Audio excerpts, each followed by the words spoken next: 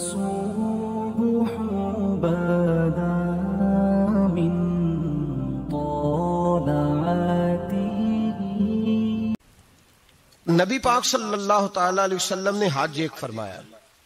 قربانی حضور جس دن مدینے آئے اس وقت شروع فرمائی، اور ہر سال حضور قربانی دیتے تھے. ہر سال دو جانور ذبح فرمائے. یا رسول اللہ صلی اللہ تعالی علیہ وسلم دو کا کیا مقصد فرمایا؟ ایک میری طرف سے، ایک میری غریب امت کی طرف سے.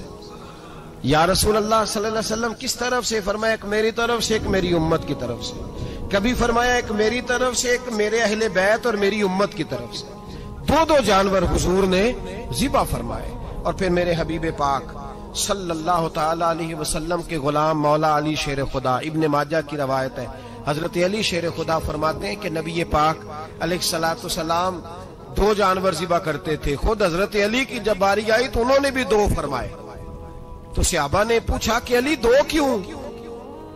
دو کس لیے؟ تو حضرت علی رضی اللہ تعالیٰ عنہ فرمانے لگے مجھے میرے حبیب نے وصیت فرمائی تھی کہ علی تو نے دو کرنے، ایک اپنی طرف سے کیا کرنا، ایک میری طرف سے کرنا. تو میں ایک اپنی طرف سے دیتا ہوں، ایک اپنے نبی پاک کی طرف سے دیتا ہوں صلی اللہ علیہ. دو جانور. آپ لوگوں نے سنی ہوئی ہے یہ بات کہ مہینہ کھانا نہیں پکتا تھا حضور کے گھر میں.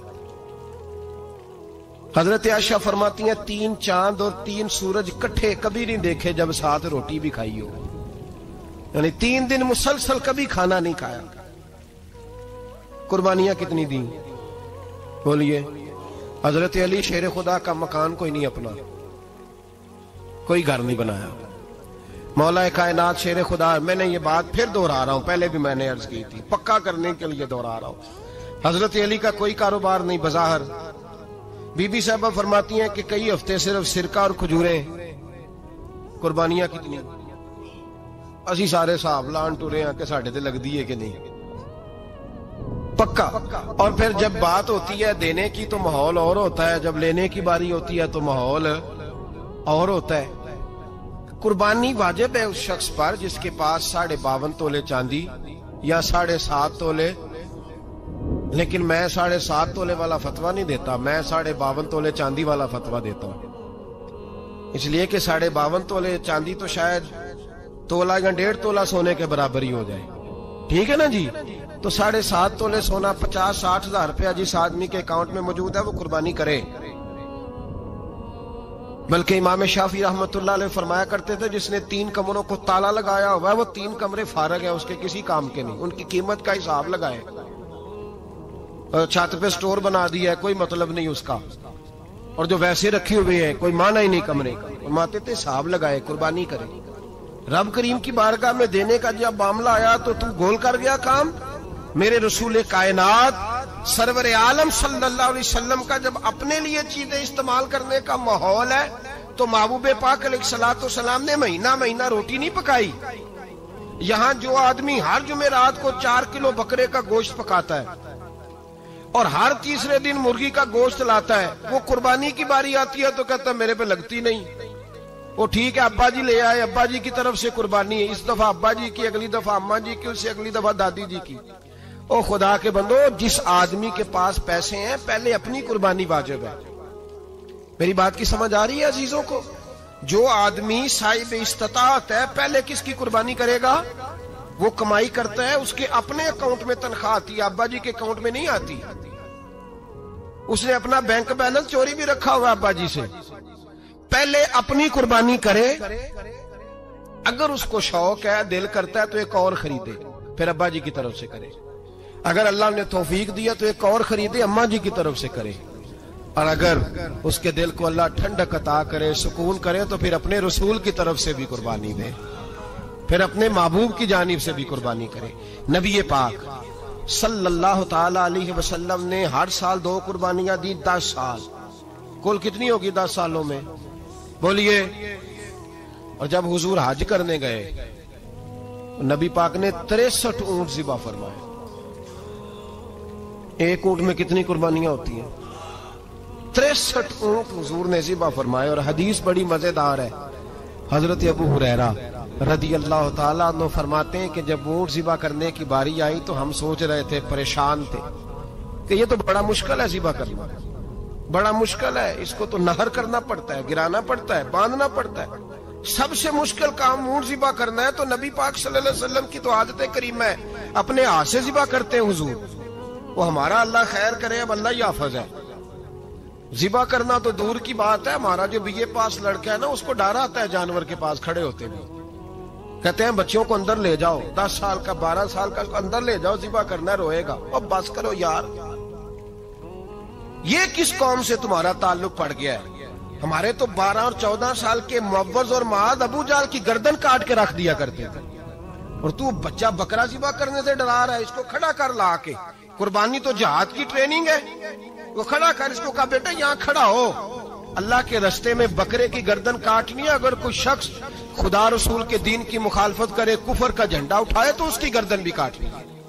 ये ट्रेनिंग है बच्चों के लिए। यहाँ अजीब माहौल है, डर लग रहा है, पीछे हट जाओ। और जिस साहब की कुर्बानी है वो भी कोई 1.5 किलोमीटर के फासले पे खड़े हैं, दूर खड़े होकर देख रहे हैं। नफीस ही बड़े हैं जनाब, लतीफ ही बड़े हैं। कपड़ों को कोई कतरा खून का लग गया तो बड़ी मुसीबत बन जाएगी। और अमीर आदमी, उसने उसका तो घर कसाई ने खुद फोन किया है कि साहब सबसे पहले मैं आपके घर आऊंगा। उसको पता है कि मुंह मांगी कीमत मिलेगी। मेहरबानी फरमाए, कुर्बानी मेरे रसूल पाक सल्लल्लाहु अलैहि वसल्लम से ज्यादा नफासत वाली तबीयत किसी की नहीं। सहाबा कहते हैं इतना हसीन महबूब का अंदाज था कि कभी कपड़ों पे मक्खी भी नहीं बैठी थी। और हुजूर से हम सलाम लेते थे, दस्ते मुबारक चूमते थे, तो हमारे हाथों से कस्तूरी की खुशबू आने लगती थी। और फरमाते नबी पाक का हाथ यूं होता था कि बर्फ भी इतनी ठंडी नहीं जितना प्यारा हुजूर का हाथ ठंडा होता था। फिर भी हुजूर दस्ते मुबारक में खंजर पकड़ते, जानवर को लिटाते और अपनी तामत को समेटते, और अल्लाह के हबीब घुटना रखते उसकी गर्दन पर, और बिस्मिल्लाह अल्लाहु अकबर कह के ज़िबा फरमाते। हुजूर खुद दस्ते मुबारक से, तू इतना ज्यादा नाजुक मिजाज हो गया है कि अब ये वाली सुन्नत अदा करना मुश्किल हो गया तेरे लिए। 63 ऊंट हैं। और सहाबाए किराम अलैहिम रिदवान फरमाते हैं कि हाल ये है, हम सोच रहे हैं कैसे ज़िबा करेंगे, क्या करेंगे, कैसे गिराएंगे। और नबी पाक सल्लल्लाहु अलैहि वसल्लम कहते हैं हम अभी सोच में ही थे कि हुजूर ने छुरी पकड़ी। खंजर जब हुजूर ने उठाया तो फरमाते हैं ऊंट दौड़ता हुआ आया और नबी पाक के सामने आके लेट गया। फरमाते हैं अल्लाह के रसूल ने बिस्मिल्लाह अल्लाहु अकबर कह के ज़िबा किया, उसने टांग भी कोई नहीं हिलाई, पैर भी कोई नहीं हिलाया। वो किसी शायर ने बड़ी अजीब बात कही थी, उसने कहा फंसी जो दाम में बुलबुल तो लगी यूं कहने, करेगा कत्ल किया तूने जब असीर मुझे, कबाब शम्मा के शोले पे कीजियो सयाद, शक्ल गुल नजर आए दमे अखीर मुझे। वो कहते हैं बुलबुल को शिकारी, सयाद शिकारी, शिकारी ने पकड़ लिया बुलबुल को, तो सयाद से बुलबुल कहने लगी तूने पकड़ा है तो कत्ल तो करेगा ही ना, खाएगा तो सही, एक मेरी मिन्नत है। शिकारी कहने लगा वो क्या? तो बुलबुल कहने लगी जब तू मुझे ज़िबा करे ना और पकाए तो मुझे फूल से बड़ी मोहब्बत है। इस तरह करना, कोयले इतने ज्यादा दहकाना, इस कदर ज्यादा आग जलाना कि उनकी शक्ल गुलाब के फूल की तरह सुर्ख हो जाए।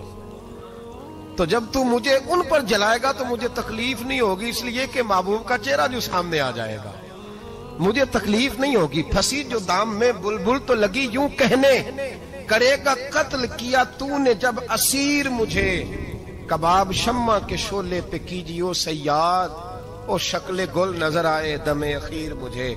आला हज़रत बरेलवी अलैहि रहमा फरमाया करते थे, फरमाते थे बड़ी तकलीफ होगी, बड़ी तकलीफ होगी जब जान निकलेगी। रवायतों में आता है जिस तरह बारीक दुपट्टा झाड़ियों पे डाला जाए, खींचा जाए तो फट जाता है, यूं तकलीफ होगी। पर फरमाने लगे रसूलुल्लाह के गुलाम को कोई तकलीफ नहीं होगी। हुजूर क्यों? फरमाया इसलिए कि जब जान निकलने लगेगी तो सामने जलवाए वद्दुहाद आ जाएगा। हुजूर के जलवे होते रहेंगे तो पता ही नहीं चलेगा जान कैसे निकल गई। फंसी जो दाम में बुलबुल। तो सहाबा फरमाते हैं कि ऊंट दौड़ता हुआ आया, हुजूर के सामने आके लेटा, नबी पाक ने ज़िबा फरमाया और फरमाते हाथ धो गई। हुजूर ने तवज्जो फरमाई तो दूसरा दौड़ता हुआ आ गया, तीसरा आ गया। हजरत अबू हुरैरा फरमाया करते ऊंट एक दूसरे को धक्के देते थे, पीछे हट जा, पहले मैंने जाना है, पहले मैंने जाना है। 63 ऊंट वादिये मिना में हज के मौके पर मेरे रसूल पाक ने दस्ते मुबारक से ज़िबा फरमाए। ہر قربانی حضور نے اپنے ہاتھوں سے فرمائی. قربانی واجبات دین میں سے، ضروریات دین میں سے ہے، اور کوئی اتنا لمبا چوڑا مسئلہ نہیں. بہت ساری چیزوں کو خود بخود مشکل کر لیتے ہیں. ٹی وی پہ خبر آتی ہے فیصل آباد کے 2 بیل ہیں، بھولو اور ڈولو، پتہ نہیں کتنے من ان کا وزن ہے. ان سے پوچھا جا رہا ہے کہ بھولو ڈولو کھاتے کیا ہیں؟ تو کہتے ہیں بادام کھاتے ہیں، مکھن کھاتے ہیں. یہ جناب پتہ نہیں ان کو دودھ کتنے کلو روز پیتے ہیں، اور بھولو ڈولو بیچارے سے خود نہیں چلا جا رہا. لگ ایسے رہ جیسے وہ خود کہہ رہے ہیں مہربانی کرو ہمیں ذبح کر لو. اب تو اٹھا بیٹھا بھی نہیں جا رہا. او خدا کے بندو، دین کی اصل حقیقت کو سمجھو. یہ تو حضور نے فرمایا خوبصورت جانور لاؤ، یہ کس حدیث میں آیا ہے کہ اسے بادام کھلاؤ؟ آج لوگ انسانوں کو روٹی نہیں مل رہی اور جانوروں کو بادام کھلا رہے ہو. اس کے حصے میں جو اللہ نے شے رکھی ہے نا وہ چارہ ہے. اس کو چارہ کھلاؤ اور اچھے طریقے سے پیٹ بھر کے کھلاؤ. جانور کو پیٹ بھر کے چارہ کھلایا جائے تو جتنی اس کی طبیعت ہوتی ہے اس حساب سے وہ صحت مند ہو جاتا ہے. باقی یہ تو آپ کسی شخص کو اتنا کھلا دیں کہ اس کا پیٹ اتنا بڑا ہو جائے، پھول جائے، تو وہ بیچارہ تکلیف میں آئے گا کہ نہیں آئے گا؟ یہ کس قسم کا ماحول ہے؟ ایک بکرا بکا ہے لاہور میں، اور سیٹھوں نے شرطیں لگائی ہوئی ہیں، میں 5 لاکھ کا لایا ہوں تو میں 9 لاکھ کا. یہ کیا چکر ہوا؟ مجھے اتنا کھلایا جی اس کو فلاں چیز. یہ کس نے کہا ہے کھلانے کا؟ بادام کھانا کس حدیث میں آیا؟ کس صحابی نے اپنے بکرے کو بادام کھلائے؟ کس نے مکھن کھلایا؟ کس نے پیڑے کھلائے؟ بس کرو، عجیب تماشا لگ گیا. اور یہاں تو اتنی بری حالت ہو گئی ہے کہ عورتیں ناچنے لگی ہیں قربانی کے جانوروں کے آگے، بیبیاں بیچنے لگی ہیں. اللہ کے غضب کو آواز نہ دو. یہ قربانی ہے کہ ہر چیز کا، مذہب کی ہر شے کا مذاق بنا دیا ہے. جس دین نے عورت کی اپنی قربانی بھی ہو تو اس کو ذبح کرنے کی اجازت نہیں دی، مرد ذبح کرے گا. جو دین کہتا ہے کہ عورت ذبح نہیں کرے گی، وہ عورت بیچ سکتی ہے اللہ کے جانور؟ یہاں جس کا میں نے رمضان میں بھی کہا تھا، پھر بات دہراتا ہوں، سارا سال ناچتے گاتے ہیں اور عید کا موقع آتا ہے تو 2-4 مولوی بٹھا کے وہ دین سکھانا شروع کر دیتے ہیں. کوئی پتہ ہی نہیں، کوئی خبر ہی نہیں. جس بوتل میں کل تک شراب بک رہی تھی اسی میں دودھ پلاؤ گے؟ جس برتن میں کل تک پیشاب تھا اس میں آج لوگوں کو شہد پلاؤ گے؟ بس کرو، یہ مذاق نہیں، یہ رسول اللہ کا دین ہے. نبی پاک سید عالم صلی اللہ تعالی علیہ وآلہ وسلم نے کوئی ذمہ عورت کے کوئی چیز نہیں لگائی ایسی جس میں اسے مردوں کے ساتھ شامل ہونا پڑے. اور عورت سمجھ ہی نہیں رہی کہ یہ اس کی تذلیل ہے، عزت نہیں. صابن بک رہا ہے تو ساتھ بی بی کھڑی ہے، شیمپو بک رہا ہے تو عورت اس کی جو ہے وہ ایڈ دے رہی ہے. یہ عزت ہے عورت کی؟ رسوا کر دیا تم نے ہر شے میں عورت. اب قربانی کا جانور بھی بی بی بیچے گی؟ غیرت کہاں گئی اس قوم کی؟ میرے رسول پاک سرور دو عالم صلی اللہ تعالی علیہ وسلم کو کسی نے آ کے کہا فلاں قبیلے کے لوگوں نے عورت کو سربراہ بنایا ہے، عورت کو آگے لگا لیا. فرمایا تباہ ہو گئے وہ لوگ، انہوں نے عورتوں کو اپنے آگے پیشوا بنا لیا. جس رب نے عورت کو نبوت نہیں دی، امامت کرنے کا حق نہیں دیا، کس چکر میں لوگ پڑ گئے؟ 5 لاکھ کا جانور کس لیے لائے ہو؟ 5 لاکھ کا تفاخر کے لیے، دکھانے کے لیے؟ تو اگر 50,000 کا 60,000 کا بھی جانور لاتا تو اچھا آ جاتا. اور 50,000 کا جانور لائے تو 5 لاکھ میں کتنے آتے ہیں؟ بولے تو 10 جانور ذبح ہوں گے تو کتنے غریبوں تک گوشت جائے گا؟ کتنے گھروں کا بھلا ہوگا؟ ہر چیز کا چکر الٹا کر دیا گیا ہے. اور صرف حج کے لیے ہوتی تو میرے رسول پاک ہر سال قربانی نہ کرتے. اور میرے نبی پاک قربانی دینے کا حکم. ایک اور بات بڑی لوگ پوچھنے لگے، کہتے جی گائے کی ہوتی ہے، بھینس کی بھی ہوتی ہے کہ نہیں؟ چلو جی اب نئی بات نکل آئی. حدیث پاک میں لفظ آیا اونٹ کا، نبی پاک نے فرمایا بکرا 1 سال کا، گائے 2 سال کی، اونٹ 5 سال کا. حدیث میں لفظ آ گیا اونٹ کا. آپ کو بندہ کہے پہلے بتائیں نر کا کہ مادہ کا، تو میں کدھر سے آپ کو حدیث نکال کے دوں جس میں نر بھی اور مادہ علیحدہ علیحدہ ہو؟ حدیث پاک میں ذکر آ گیا دمبے کا، مینڈے کا. اب باقی جو سارے جاگ رہے ہیں نا، اب غور فرمائیں، باقی ایک بکرا ہے، ایک چترا ہے، ایک دمبا ہے، ایک دیسی بکرا ہے، ایک پہاڑی بکرا ہے، تو علیحدہ علیحدہ لفظ کہاں سے نکال کے دیے جائیں؟ یہ ساری انواع ہیں، اقسام ہیں. 9 हैं। इसी तरह भैंस भी गाय की एक किस्म है। इमाम आज़म अबू हनीफा फरमाते हैं अन्नहु मिन्हु, ये उसकी एक किस्म है, 9 में से है, गाय की 9 में से है। आप आम लफ्ज बोलते हैं तो कहते हैं बकरा चतरा गाय भैंस, आम लफ्ज है ना। तो जब गाय कह दिया तो आपको बंदा कहे गाय आया तो पहले बताएं गाय तो है, तो इसमें बैल शामिल है कि नहीं। तो गाय की जितनी किस्में है ना, हमारे मुहद्दिसीन भैंस को गाय में शामिल करते हैं। भैंस गाय की एक किस्म है। तो नबी पाक सल्लल्लाहु अलैहि वसल्लम ने जब गाय का लफ्ज इस्तेमाल किया तो भैंस उसके अंदर आ गई। तो अगर गाय की कुर्बानी जायज है तो भैंस की कुर्बानी भी जायज है। अगर बैल की कुर्बानी जायज है तो कट्टे की कुर्बानी भी 100% जायज है। उसके अंदर 7 हिस्से डाले जाएंगे, उसे कुर्बान किया जाएगा, ये जायज है। अगर आप शरई लफ्ज निकाल के दिखाने को कहेंगे तो फिर तो बड़ी चीजों में लोग उलझ जाएंगे। फिर कैसे निकाला जाएगा खस्सी की जायज है कि नहीं, जो खस्सी नहीं उसकी जायज है कि नहीं, फलां की। तो इन तफसीलात, हाँ बहुत सारी चीजों की तफसीलात हदीस में है, लेकिन सारी चीजों की मौजूद नहीं। इसलिए मेरे अजीज याद रखें, भैंस की कुर्बानी भी होगी, गाय की भी होगी, बैल की भी होगी, कट्टे की भी होगी। जिनकी नहीं उनकी नहीं। हमने कभी कहा हरन की कुर्बानी भी होगी या मुर्गी की कुर्बानी भी होगी। तो हदीस मुबारका के अंदर जो चीजें मौजूद है उनकी जितनी इकसाम है उन सब की कुर्बानी करना हाँ जायज है। और मेरे नबी पाक सल्लल्लाहु अलैहि वसल्लम ने फरमाया जानवर खूबसूरत हो, लंगड़ा ना हो, काना ना हो, जख्मी ना हो, खूबसूरत जानवर लाओ, उसको ला के ज़िबा करो। लोग कहते हैं चलो उतने पैसे अल्लाह के रास्ते में दे दें, तो ये काफी नहीं काफी। मुस्लिम शरीफ में, बुखारी शरीफ में मेरे नबी पाक सैयद आलम सल्लल्लाहु ताला अलैहि वसल्लम ने फरमाया 10 जिलहज को अल्लाह की नजर में इब्ने आदम का सबसे पसंदीदा अमल। लेकिन ना 10 जिलहज को, कल 10 जिलहज है तो बड़े काम होंगे, फजर की नमाज भी होगी, तकबीराते तशरीक भी पढ़ी जाएंगी। आज फजर से शुरू हो गई ना, 9 की फजर से लेकर 13 की असर तक तकबीराते तशरीक पढ़ी जाएंगी। अल्लाहु अकबर, अल्लाहु अकबर, ला इलाहा इल्लल्लाहु वल्लाहु अकबर, अल्लाहु अकबर वलिल्लाहिल हम्द, अल्लाहु अकबर, अल्लाहु अकबर, ला इलाहा इल्लल्लाह वल्लाहु अकबर, अल्लाहु अकबर वलिल्लाहिल हम्द, अल्लाहु अकबर, अल्लाहु अकबर, ला इलाहा इल्लल्लाह वल्लाहु अकबर, अल्लाहु अकबर वलिल्लाहिल हम्द। कोशिश करें जब भी पढ़ें 3 बार पढ़ें। तकबीराते तशरीक भी पढ़ी जाएंगी, फजर की नमाज भी कल होगी, ईद की नमाज भी होगी, लोग और भी कुछ जिक्र अज़कार करेंगे। लेकिन मेरे नबी पाक सल्लल्लाहु अलैहि वसल्लम ने फरमाया 10 जिलहज को अल्लाह को अपने बंदे का जो काम सबसे ज्यादा पसंद है वो ये है कि वो अल्लाह के रास्ते में जानवर का खून बहाए। हालांकि नमाजें भी हैं, अज़कार भी हैं, तकबीरात भी हैं, सारा कुछ है, पर अल्लाह को सबसे ज्यादा क्या पसंद है? जानवर को कुर्बान करना। ये अल्लाह को बड़े खूबसूरत लफ्ज नबी पाक अलैहिस्सलाम ने फरमाया, कुर्बानी का जानवर कयामत के दिन अपने सींगों और खुरों समेत आएगा, और जिसने कुर्बानी की होगी उसकी बख्शिश करवा के उसे जन्नत में लेकर जाएगा।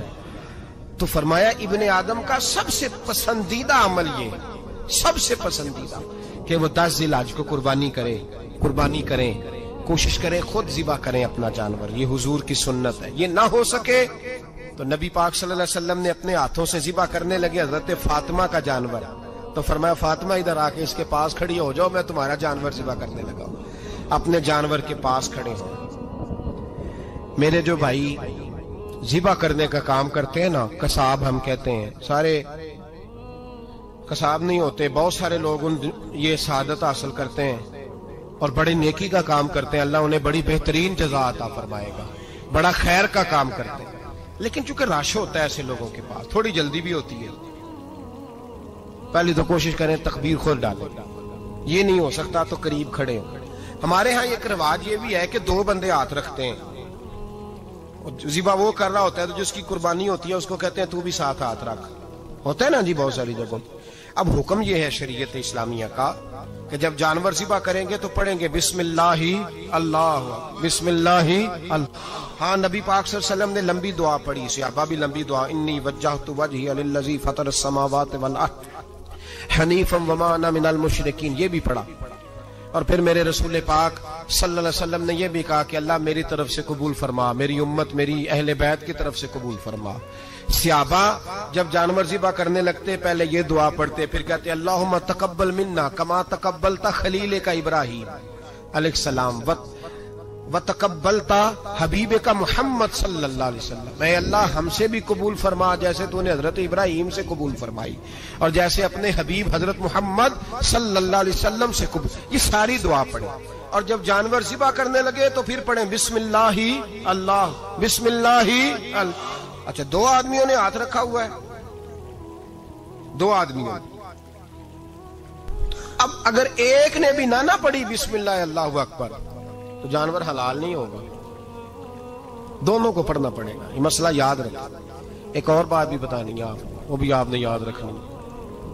قربانی کے بڑے جانور میں کتنے حصے ہوتے ہیں؟ 7۔ اب 7 حصوں میں 7 کی نیت قربانی کی ہونی چاہیے، 7 کی۔ 6 حصے ڈال گئے، جو چلے تھوڑے سے زیادہ امیر لوگ نہیں تھے، نارمل تھے، انہوں نے 6 حصے ڈال لیے۔ 7واں امیر آدمی تھا، اس کو جا کے کہا یار ایک حصہ نہیں مل رہا، تو چل تو نے تو 2-3 بکرے لیے ہوئے ہیں، تو بھی شامل ہو جا۔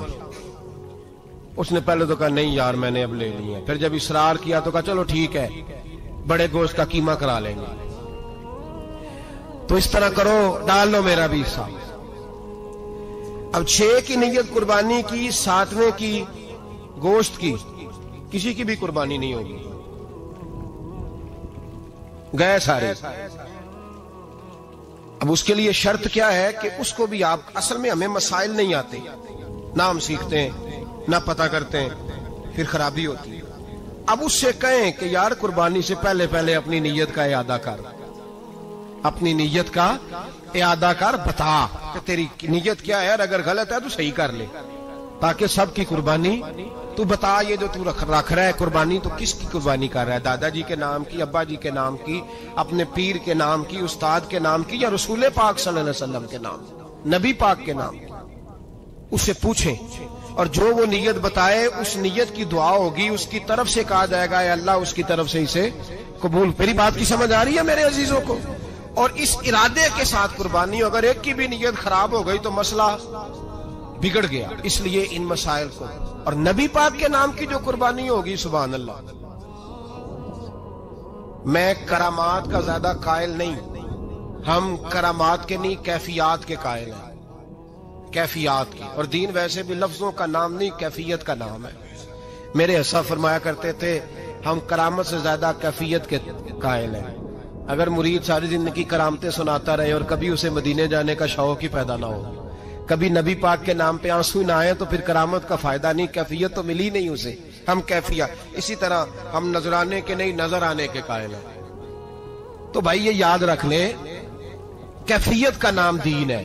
نبی کریم علیہ الصلوۃ والسلام بائی دبے ایک قضائے حاجت کے لیے ایک باغ میں تشریف لے گئے۔ حضور باغ کے اندر داخل ہوئے ہی تھے، اونٹ بندھا ہوا تھا، تو حضرت ابو درداء رضی اللہ تعالیٰ عنہ کہتے ہیں وہ اونٹ نے حضور کی طرف دیکھا تو اس نے رونا شروع کر دی۔ اصل میں دکھ پوچھنے والا کو ملے تو پھر ہی رونے کا مزہ آتا ہے، ہر جگہ تو دکھ سنایا بھی نہیں جا سکتا۔ ایسا ملے نا جو دکھ پوچھنے والا ہو، تسلی تشفی دینے والا ہو، جس کے کندھے پہ سر رکھ کے بندہ دیر تک روئے۔ اونٹ رونے لگا تو حضرت ابو درداء رضی اللہ تعالیٰ عنہ فرماتے ہیں نبی کریم علیہ السلام اس کی طرف بڑھے، حضور نے اس کی پشت پر ہاتھ رکھا تو وہ اور زیادہ رونے لگا۔ پھر میرے محبوب نے اپنے کان مبارک اس کے منہ کے قریب کیے تو اس نے کوئی بات کی۔ محبوب نے فرمایا بلاؤ نا اس کے مالک کو کہاں ہے۔ وہ جب آیا تو حضور صلی اللہ علیہ وسلم نے فرمایا کہ تم اسے اس کی ضرورت سے زیادہ اس پر وزن رکھتے ہو، اسے اذیت دیتے ہو، تکلیف پہنچاتے ہو۔ پھر حضور علیہ السلام نے فرمایا اسے کھانا اور پانی وقت پر نہیں دیتے، دھوپ چھاؤں کا خیال نہیں رکھتے۔ اور آخری لفظ حدیث کے محبوب فرمانے لگے تم اس کے بارے میں اپنے رب سے نہیں ڈرتے، اس کے حقوق کے تحفظ کے لحاظ سے تم اللہ کا خوف نہیں رکھتے، وہ تم سے پوچھے گا اس کے بارے میں۔ یہ حدیث حضرت ابو درداء رضی اللہ تعالیٰ عنہ نے سنی ہوئی تھی نا۔ جب آپ کا اپنا وقت وصال آیا نا تو حضرت ابو درداء نے بھی اونٹ رکھا ہوا تھا۔ جناب ابو درداء رضی اللہ تعالیٰ عنہ نے گھر والوں سے بھی معافیاں مانگی، رشتہ داروں سے بھی، دوستوں سے بھی، تو پھر اونٹ کے سامنے بھی جا کے کھڑے ہو کہنے لگے اونٹ دیکھنا اللہ کی بارگاہ بارگاہ میں میری شکایت نہ کر دینا، اس کے حضور کہہ نہ دینا کہ یا اللہ اس نے میرے حق نہیں ادا کیے۔ فرمایا میں نے کوشش کی ہے تیرے حقوق ادا کرنے کی، اور اگر کہیں کمزوری رہ گئی تو مجھ سے درگزر کر دو۔ یہ انداز تھا ان لوگوں، جن باتوں کا ہمیں پتہ چل چکا ہے اس پر عمل کی بھی تو کوشش ہونی چاہیے۔ تو میرے عزیزوں، جانوروں کے حقوق میرے نبی کریم علیہ الصلوۃ والسلام نے بیان فرمائے۔ سب سے پہلی بات حضور نے یہ بیان کیا کہ جانور کو گالی نہ دو۔ ایک شخص نے ایک مرغ کو گالی دی تھی تو نبی پاک علیہ السلام نے فرمایا اسے گالی نہ دے، یہ تو تجھے آذان کے لیے بیدار کرتا ہے۔ پتہ نا کچھ نوابزادوں اور شہزادوں کی نیند خراب کرتا ہے مرغا بھی، تو خیر مرغوں نے اذان نہیں پڑھنی چھوڑ دی۔ تکلیف کی بات ہے، خوشی کی بات نہیں، درد کی بات، یہ اذیت کی بات۔ یعنی وہ وطن بھی کو وطن ہے جس میں اذان کی آواز ہی نہ آئے، وہ دیش بھی کو دیش ہے۔ ہم جا کے اب بسنے لگے ہیں ٹاؤنوں کے اندر، سوسائٹیوں کے اندر، جہاں اذان کی آواز ہی نہیں آتی۔ کچھ جگہ ہے جہاں اذان کی آواز ہی نہ آئے۔ ہمارے ہاں جو غریب لوگ ہوتے ہیں نا، وہ گدھا ریڑھی پہ دفعہ سبزی بیچتے ہیں۔ یہ ہمارے آج کل کنوں بہت زیادہ ہے مارکیٹ میں، تو میں دیکھتا ہوں کہ سڑک کے اوپر گدھے کو بھی کھڑا کیا ہوا، اس لیے کہ اب وہ اسی کے اوپر سارا دن رکھیں گے اس کو، اور شام تک جب تک بکے گا نہیں اس بیچارے کی خلاصی نہیں ہوگی۔ نبی پاک صلی اللہ علیہ وسلم نے فرمایا کہ جانور کو سواری بناؤ، کرسی نہ بناؤ۔ دو صحابہ بیٹھے تھے گھوڑے کے اوپر، ایک ادھر بیٹھا تھا ایک ادھر بیٹھا تھا، دونوں آپس میں باتیں کر رہے تھے۔ جس طرح ہمارے زمانے میں جو نئی نئی کار خریدتا ہے نا، تو اس کا بھی کوئی واقف مل جائے تو وہ روڈ کے اوپر کھڑے ہو کے بات کرتا ہے، چونکہ روڈ تو اس نے الاٹ کرایا نا اپنے نام۔ تو میرے جیسا آدمی کئی دفعہ پیچھے ہو بھی نا، تو ایک دن بچہ مجھے کہنے لگا کہ زور سے ذرا ہارن دی، تو میں نے کہا یار اس کے پاس نئی نئی دولت آئی ہے تو مطلب اس کو ہارن نہ دے، پتہ نہیں کہاں سے بولے گا، تو اس کا تو کچھ نہیں بگڑے گا، تو ہمارے لیے مسئلہ بنے گا۔ یہ ارج نہیں، اب یہ کھڑا ہے تو کھڑا، یہ اس کو لوگ چودراہٹ سمجھتے ہیں، یہ چودراہٹ نہیں ہوتی، اس سے یہ آپ کے کمزور ہونے کی علامت ہے۔ اس طرح چھوٹا آدمی اس طرح کے کام کرتا ہے، بڑے لوگ تو کسی کو تکلیف ہی نہیں دیتے کیونکہ وہ بڑے ہوتے ہیں۔ تو نبی پاک علیہ السلام نے دیکھا دو غلاموں کو، ایک کے گھوڑے کا منہ ادھر ہے دوسرے کا ادھر ہے، تو آپس میں گفت و شنید کر رہے ہیں۔ میرے رسول کریم علیہ السلام نے وہیں تنبیہ فرمائی، حکم دیا، فرمایا سواریوں کو سواریاں بنایا کرو، کرسیاں نہ بنایا کرو، جب تک چلنا ہو اس پر بیٹھو، اور جب بات کرنی ہو تو گھوڑے سے نیچے اترو، پھر بات کرو تو پھر دوبارہ گھوڑے پہ بیٹھو، کہ اس سے اتنا ہی کام لیا جائے جتنا وہ اس کا بوجھ برداشت کر سکے۔ عبداللہ بن مبارک نے نا کرائے پہ گھوڑا لیا تھا، کرائے پہ سواری لیتے۔ حضرت عبداللہ بن مبارک رحمۃ اللہ تعالیٰ نے ایک شخص سے کرائے پہ گھوڑا لیا کہ مجھے فلاں سفر پہ جانا ہے تو گھوڑا کرائے پہ دے دو۔ اس نے کہا جی کس کس نے جانا ہے؟ تو آپ فرمانے لگے میرا وجود دیکھ لے، میں نہیں جانا ہے۔ طے ہو گیا، آپ نے گھوڑا اس سے لے لیا۔ جب آپ جانے لگے تو ایک آدمی رستے میں ملا، کہنے لگا حضور کوفے جا رہے ہیں؟ فرمایا ہاں۔ کہنے لگا یہ میرا خط بھی لے جائیے گا، یہ میرا خط ہے، اتنا وزن ہوتا ہے خط کا، یہ میرا خط ہے، فلاں آدمی کو دیجیے گا۔ تو آپ فرمانے لگے تو میرے ساتھ واپس چل گھوڑے کے مالک کے پاس، اگر وہ اجازت دے گا یہ سفر گھوڑے پہ زیادہ رکھنے کا تو میں رکھوں گا، اگر وہ اجازت نہیں دے گا تو میں نہیں رکھوں گا۔ تو وہ آدمی کہنے لگا حضور اتنی چھوٹی چھوٹی باتوں کا کیوں خیال رکھتے ہیں؟ عبداللہ بن مبارک فرمانے لگے اس لیے کہ میں رحمت للعالمین نبی کا ماننے والا ہوں، میرے رسول پاک علیہ السلام رحمت للعالمین ہے، تو میں اتنا بھی ظلم جانور پر کر سکتا، میں پہلے اجازت لوں گا اس کے مالک سے، اس کے بعد پھر میں آگے جاؤں گا۔ تیسری بات حضور علیہ السلام نے فرمایا جو جانور جس مقصد کے لیے پیدا کیا گیا اسے وہی کام لینا ہے، دوسرا کام نہیں لینا، جس مقصد کے لیے پیدا کیا گیا۔ گھوڑا، گدھا اور خچر کھانا اسلام میں ذبح کر کے کھانا اس لیے جائز نہیں رکھا گیا کہ یہ سواری کے جانور ہیں، تو جو سواری کے جانور ہوں گے انہیں ذبح کر کے کھایا نہیں جائے گا، اسے سواری کا کام لیا جائے گا، اور جو جانور گوشت والے ہوں گے ان سے گوشت کا کام لیا جائے گا، جو دودھ والے ہوں گے اس سے دودھ کا کام لیا جائے گا۔ بخاری مسلم میں موجود ہے، نبی پاک علیہ السلام فرماتے ہیں ایک شخص نے بیل پر سواری کر لی، اس نے سواری کر لی اور جب وہ تھوڑا سا آگے گیا نا تو بیل اپنا منہ پیچھے کر کے کہنے لگا میں سواری کے لیے نہیں پیدا کیا گیا۔ اللہ نے اسے زبان عطا فرمائی اور بیل بول پڑا، کہنے لگا مجھے حال کے اندر جوت لے، یہ کام مجھ سے لے لے، لیکن تو میرے اوپر سواری نہیں کر سکتا، سواری کے لیے اللہ نے گھوڑے پیدا کیے، اونٹ، گدھے اور خچر پیدا کیے ہیں، جو جانور جس مقصد کے لیے ہوگا اسے وہی کام لیا جائے گا۔ ایک بات اور کرنے لگا ہوں، ذرا سخت ہے، جانوروں کو لڑانا حرام ہے۔ حضرت عبداللہ ابن مسعود رضی اللہ تعالیٰ عنہ روایت بیان کرتے ہیں، فرمایا لعنتی ہے وہ شخص جانوروں کو آپس میں لڑاتا ہے، وہ لعنتی ہے جو جانوروں کو آپس میں اور آپ اس ملک میں رہتے ہیں جہاں کروڑوں روپے کی شرطیں لگتی ہیں جانوروں کی لڑائی، جانوروں کو اذیت دی جاتی ہے، تکلیف دی جاتی ہے، کبوتر اڑائے جاتے ہیں اور انعام اس کو ملتا ہے جس کا کبوتر دیر کے بعد آئے۔ کبوتر باز کبوتر کو بیٹھنے نہیں دیتا۔ یہ حرام ہے، شریعت اسلامیہ میں حرام ہے جانوروں کا لڑانا اور ان کو ایک دوسرے کے خلاف ابھارنا حرام ہے، دین میں منع کیا گیا ہے۔ اب جانور کو اگر پالیں گے بھی تو اس حد تک پالیں گے کہ جس حد تک اس کو کسی اذیت میں مبتلا نہ کیا جائے۔ کتوں کی لڑائی کرائی جاتی ہے، مرغوں کی لڑائی کرائی جاتی ہے، جانوروں کو اذیت پہنچتی ہے، بیلوں کی لڑائی ہوتی ہے، سینگ ٹوٹ جاتے ہیں، لہو اتنا بہتا ہے جانوروں کا کہ دیکھا نہیں جاتا۔ لیکن سامنے بیٹھنے والے تالیاں بجا رہے ہیں، یہ تو بڑے سخت دل لوگوں کے رویے کہ جانور کا خون بہ رہا ہے اور آپ تالیاں بجا رہے ہیں۔ مرغے بیچارے کی چونچ لہو لہان ہو گئی ہے، سامنے والے نے اتنا مارا ہے اور یہاں تالیاں بج رہی ہیں کہ میرا جیت گیا، بجائے اس کے کہ اس کو پٹی کی جاتی، اس کو دیکھا جاتا۔ یہ تو سنگ دل لوگوں کا کام ہے۔ ہم تو رحمت للعالمین نبی کے غلام صلی اللہ علیہ وسلم، ہمارے دین نے تو ہمیں یہ مزاج ہی نہیں دیا۔ ہم نے تو پیار کرنا، ہم نے تو محبت بانٹنی، ہم نے تو شفقت کرنی۔ نبی پاک علیہ الصلوۃ والسلام نے انور سے اس کے بچوں کو جدا کرنے سے منع فرمایا۔ جب تک بچے کو ماں کی ضرورت ہے اسے جدا نہیں کیا جائے، جب تک وہ دودھ پیتا ہے اسے جدا نہیں کیا جائے۔ ریا کا بچہ بھی چھوٹا ہے اور اس کی ماں اس کے لیے دانا لے کے آتی ہے تو اسے ماں سے جدا نہیں کیا جائے گا، اس کی جذبات کا، احساسات کا خیال رکھا جائے گا۔ یہاں تو میرے دیہاتوں کے جو بڑے سمجھدار قدری قسم کے لوگ ہیں، ان کا بھی جب بہو سے اختلاف ہوتا ہے تو کہتے ہیں اس کے بچے رکھ لو، یہ جب خود روئے گی تو لوٹ کے آ جائے گی۔ اس محبوب نے جانور سے اس کے بچے جدا کرنے سے منع کیا، ماں سے بچے جدا کر رہا ہے۔ اور سیانے لوگ، کچھ میکے بھی ایسے ہیں، میکے بھی وہ کہتے ہیں بیٹے تو آ جا اور بچے واپس کر دے، اس لیے کہ بھئی ہمارا نہیں ان سے نظام چلے گا، بچے ان کے ہیں تو ان کو دے۔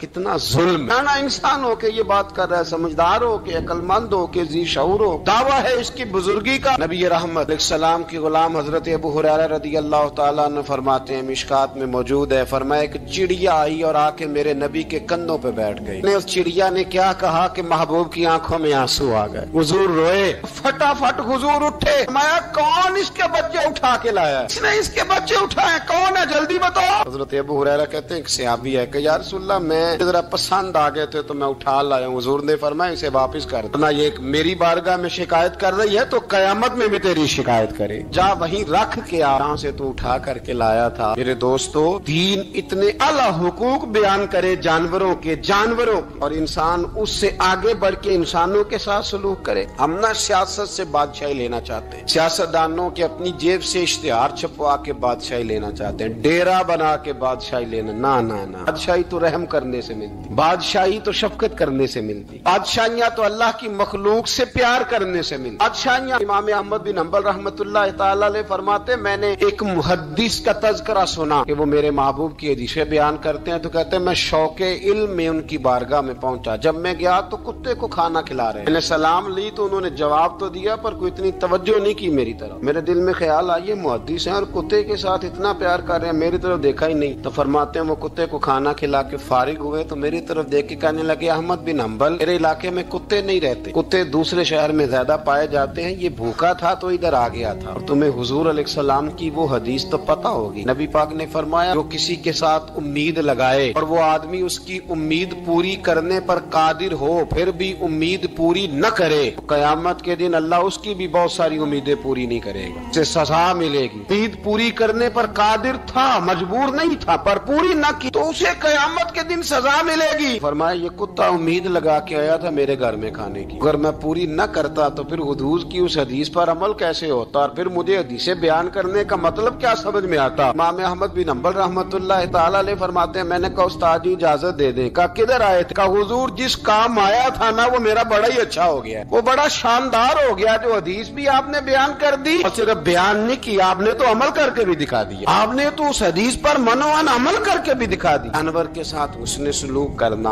اس کے ساتھ پیار کرنا۔ کچھ جانور موذی ہوتے ہیں، شریعت نے انہیں مارنے کی اجازت دی ہے، اجازت دے دیا، جو جانور تکلیف دیتا ہے، اذیت دیتا ہے، اسے مارا جا سکتا ہے، لیکن جانور کے حقوق کا لحاظ کرنا، اس پر رحم کھانا، اس پر توجہ دینا، ان چیزوں کو سمجھتے نہیں امیر ملت۔ اور اگر میں کہوں بانی پاکستان تو میں ٹھیک کہوں گا، بانی آڈ تھا ایک اس وقت انگریزوں کا بڑا، جماعت علی شاہ صاحب محدث علی پوری بھی پاکستان کی تحریک چلا رہے تھے اور قائد اعظم بھی چلا رہے تھے، تو لارڈ نے قائد اعظم سے کہا تھا کہ قائد اعظم مجھے تیری سیاست سے اتنا ڈر نہیں آتا جتنا جماعت علی شاہ کے دین سے ڈر آتا، اتنا مجھے، میں آن دی ریکارڈ بات کر رہا ہوں ذمہ داری کے ساتھ، کہ تیری تیری سیاست سے میں اتنا نہیں ڈرتا جتنا جماعت علی شاہ کے دین سے ڈرتا، اس لیے کہ یہ جب دین کا نام لے کے پاکستان کی بات کرتا ہے تو لوگوں پہ عدو تاری کر دیتا ہے، اس لیے میں تیری سیاست سے زیادہ اس کے دین سے ڈرتا ہوں۔ پیر ملت پیر جماعت علی شاہ صاحب ابو العرب بھی کہا جاتا، ان زمانوں میں عرب میں غربت آئی تو یہاں سے ہندوستان سے چندے اکٹھے کر کر کے پیر جماعت علی شاہ صاحب لے جایا کرتے۔ مدینہ شریف میں آج بھی جماعت منزل موجود، پیر صاحب کی اپنی رہائش تھی۔ ملت پیر جماعت علی شاہ صاحب نہ مدینے میں گزر رہے تھے تو بڑے بڑے مرید ساتھ تھے۔ اس زمانے میں لوگ ہاتھوں میں چھڑی رکھا کرتے، جانور اکثر ہوتے تھے تو چھڑیاں ہاتھوں میں ہوتی تھیں، تو پیر صاحب گزر رہے تھے، بوڑھے آدمی تھے، ساتھ تھے، تو ایک کتا دوڑا دوڑا آ گیا۔ جب وہ پیر صاحب کے قریب سے گزرنے لگا تو ایک مرید نے نہ کتے کی ٹانگ پہ ڈنڈا مارا، پچاڑ جا کپڑوں کو نہ لگ جانا، تو چونکنے لگا، رونے لگا۔ جب بھاگا نا تو لوگ کہتے ہیں ہم نے عجیب منظر دیکھا، 100 سال کے پیر جماعت علی شاہ صاحب پگڑی ہاتھ میں پکڑی اور کتے کے پیچھے بھاگنا شروع کر، دوڑ کے کتے کو اٹھا کے لائے اور یوں اس کو سینے سے لگایا۔ پیر صاحب نا اس کتے کو اپنی رہائش گاہ پہ لے گئے، اپنی پگڑی کھول کے نا تو اس کی پٹی کی، پھر دودھ کا پیالہ اس کے آگے رکھا، کتے نے دودھ پی لیا تو پیر جماعت علی شاہ صاحب نے ہاتھ باندھے، کہنے لگے مدینے کے کتے بھی پاک کی بارگاہ میں میری شکایت نہ کر دینا، حضور کی بارگاہ میں شکایت نہ کرنا کہ یا رسول اللہ یہ آتے حاضری دینا، ہمیں تکلیف دیتے ہیں، شکایت نہ کرنا مصطفیٰ کریم کی بارگاہ میں نے نہیں اسے کہا تھا، اس سے بھول ہو گئی، میں معافی مانگتا ہوں۔ میرے عزیزو، وہاں درد تھا، وہاں سوز تھا، وہاں پیار تھا، وہاں محبت تھی، لیکن ہمارے رویے انسانوں کے حق میں تو کیا جانوروں کے حق میں سخت سے سخت تر ہوتے جا رہے ہیں۔ ہم نے اپنے شوق سے جانور لڑانے شروع کر دیے، کبوتر اڑانے شروع کر دیے، تباہی پر تباہی کا ماحول ہم فراہم کرتے جا رہے ہیں۔ ان سے پیار کریں، ان کو آسانی دینے کی کوشش کریں۔ کچھ لوگ ایسے ہوتے ہیں جو بیچارے بائی نیچر ہی کچھ پریشانیوں کا شکار ہوتے ہیں، اور قرآن مجید نے جو ارشاد فرمایا نا کہ کچھ لوگ نفس کی خواہش کو اپنا خدا بنا لیتے ہیں، تو وہ بلا وجہ بھی بہت ساری باتیں کرتے ہیں جن کا کوئی وجود نہیں ہوتا۔ عورت کو حقوق دلانے کے لیے بہت سارے لوگ بہت ساری غلط باتیں کرتے ہیں۔ جو لوگ یہاں سے کسی کو لے جاتے تھے نا دبئی دھوکہ دے کے، اور لے جاتے تھے یورپ میں، عرب ممالک میں دھوکہ دے کے لے جاتے تھے، تو وہ بھی کوئی خواب ہی تو دکھاتے تھے کہ اتنے لاکھ تنخواہ ہوگی، اتنا کچھ ہوگا، وہاں جا کے پتہ چلتا تھا کہ جیب سے بھی دینے پڑیں گے کچھ۔ بہت سارے لوگ ایسے ہوتے ہیں، وہ سارے خوبصورتی کے نام پر ہی دھوکہ دیتے ہیں۔ آپ کو پتہ ہے کہ جو آدمی کسی کو لالچ دیتا ہے تو کسی کو لوٹنے کے لیے اسے لالچ دینا بڑا ضروری ہوتا ہے۔ لوگ پہلے لالچ دیتے ہیں پھر لوٹتے ہیں، پہلے مکمل لالچ دیتے ہیں، یہ چیز مل جائے گی، یہ چیز مل جائے گی، لوگ مکمل لالچ دیتے ہیں، اس کے بعد پھر لوٹتے ہیں۔ اور اگر لالچ نہ دیں تو کوئی آدمی قابو آئے گا؟ لوگ لوٹتے ہیں لالچ دے کر۔ اچھا، اب وہ جو جس کو لالچ دیا جا رہا ہوتا ہے وہ کہہ رہا ہوتا ہے کہ نہیں نہیں تمہیں نہیں پتا، وہ اس وقت ماننے کو تیار نہیں ہوتا، وہ کہتا ہے اتنی خوبصورت باتیں کر رہا ہے، اتنی اچھے پیغام دے رہا ہے، تم میرے دشمن ہو، تم مجھے منع کر رہے ہو۔ ہوش تب آتی ہے کہ جب سب کچھ لٹ جاتا ہے۔ عورت کو ویسے بھی قابو کرنا بڑا آسان ہوتا ہے۔ اعلیٰ حضرت بریلوی رحمۃ اللہ علیہ فرماتے ہیں بیٹیاں نازک شیشیاں ہوتی ہیں، ان کو تو ذرا سی چوٹ لگے تو ٹوٹ جاتی ہیں۔ دیکھیں کتنا بڑا جملہ کہا بریلی کے امام، نازک شیشیاں ہیں، ذرا کوئی آدمی گمراہ کرتا ہے، ذرا خراب کرتا ہے۔ اب دیکھیں نا، یہ جو بچیوں کو بچے مس گائیڈ کرتے ہیں، انہیں بڑے بڑے خواب دکھاتے ہیں، وہ بیچاری ماں باپ کو چھوڑ کے، بہن بھائی کو چھوڑ کے اس کے ساتھ شادی کرتی ہے، پھر جو اس کا بعد میں اشر ہوتا ہے، آپ ادلیاں نو سردار پہن تکے تے شرما والیاں نو جھوٹے ڈولیاں دے۔ پھر وہ بیچاری ماں باپ رکھتے نہیں، وہ ظلم کرتا ہے، تو کتنی بڑی تکلیف میں وہ بچی آ جاتی۔ نازک شیشی ہوتی ہے نا تو ٹوٹ جاتی۔ یہی حال اب جدید خواتین اور یہ جو کچھ اینکر پرسن ہیں، یہ اصل میں نا یہ آپ کو سیاست سکھاتے ہیں، لیکن یہ مادر پیدر آزاد لوگ ہیں، بالکل آزاد۔ یہ تو علماء شور نہ کریں، بات نہ کریں، گفتگو نہ کریں، مشائخ بات نہ کریں، اور یہ جو کچھ سنجیدہ اور دینی طبقہ ہے یہ کوئی شور نہ کرے، یہ تو روڈوں پہ ننگے ہو کے آ جائیں معاذ اللہ۔ خوفناک نظریہ رکھتے ہیں یہ لوگ. عورت کو کہتے ہیں تیرے حقوق ہم تجھے لے کے دیں گے. مثلاً وہ کون سا حق ہے جو تم نے لے کے دینا ہے؟ میرے نبی کریم صلی اللہ علیہ وسلم اس کو بیٹی بھی بنایا ہے, اس کو بہن بھی بنایا ہے, اس کو ماں بھی بنایا ہے, اسے بیوی کا عالی شان رتبہ بھی عطا فرمایا ہے.